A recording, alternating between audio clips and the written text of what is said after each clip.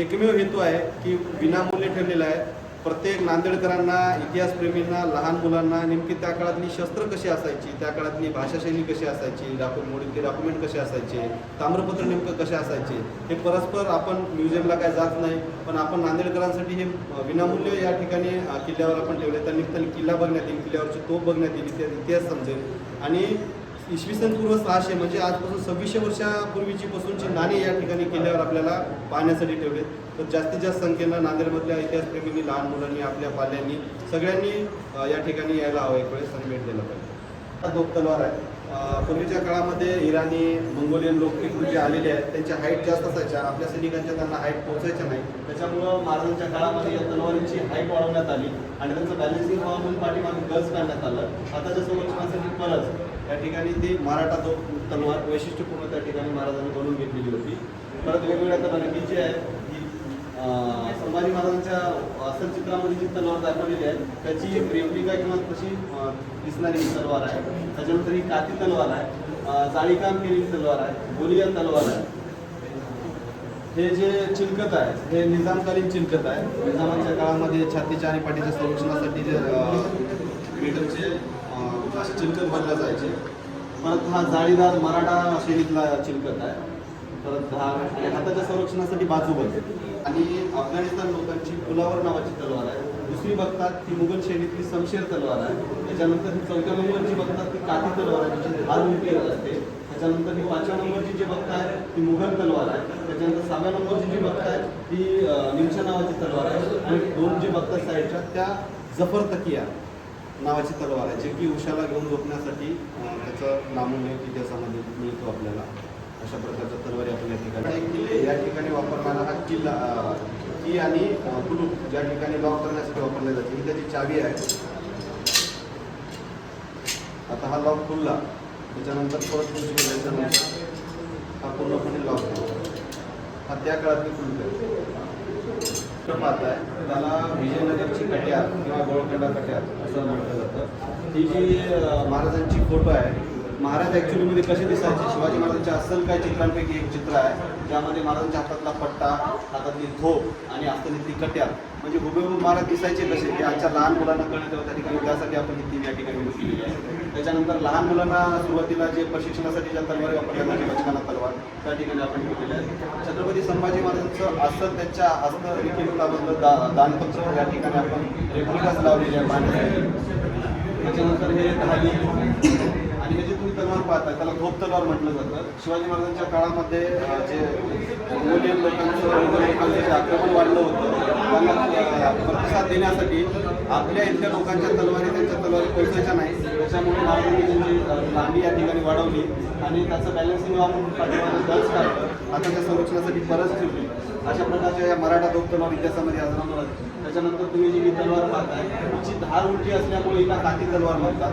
ही कन्नडमध्ये काठी म्हणजे तलवार असा त्याचा अर्थ समजला जातो. ही म्हणजे एकदम सुंदर असं नक्षीकाम करून बनवलेली तलवार आहे जी की भेटवस्तू स्वरूपामध्ये त्या ठिकाणी द्यायची.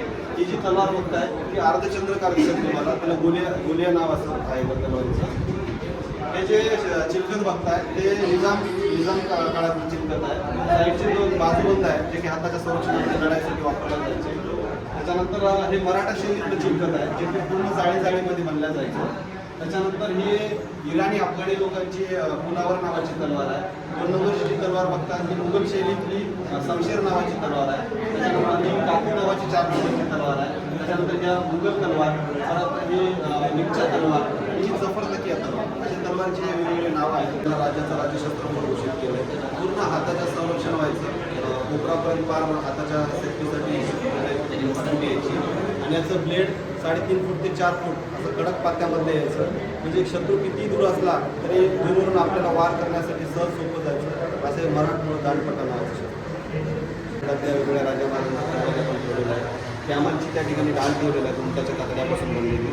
आणि या ज्या काचीच्या ज्या बॉक्स ठेवलेल्या आहेत त्यामध्ये कट्यारी आणि वेगवेगळी छोटी मोठी असतानाची शस्त्र आपण या ठिकाणी दाखवलं. तिचं मराठीत तिला करावीन म्हणतात, ते इंग्लिशमध्ये ब्लंडरबस असं नाव आहे तिचं. मोठा आवाज करण्यासाठी काळी बारूद आणि शिशाचे गोळे टाकून स्फोट केला जायचा. इतिहासामध्ये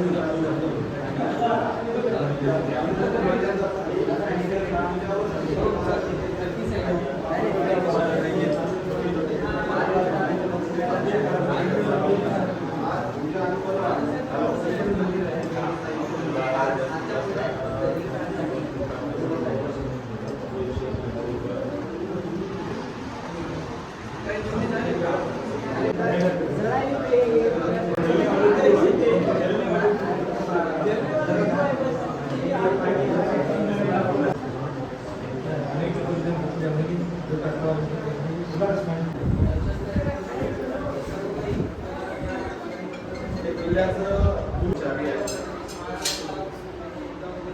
ते अशा प्रकारे खुला द्यायचं त्याला पुश करायचं लॉक ऐतिहासिक शस्त्र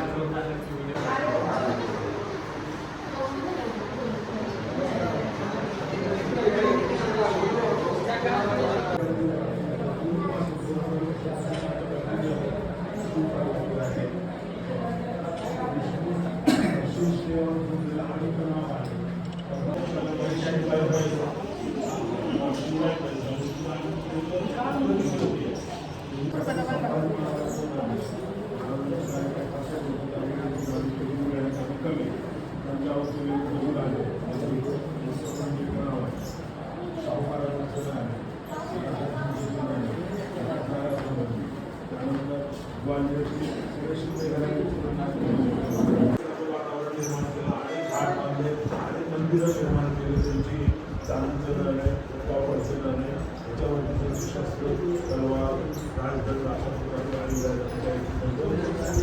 नंदी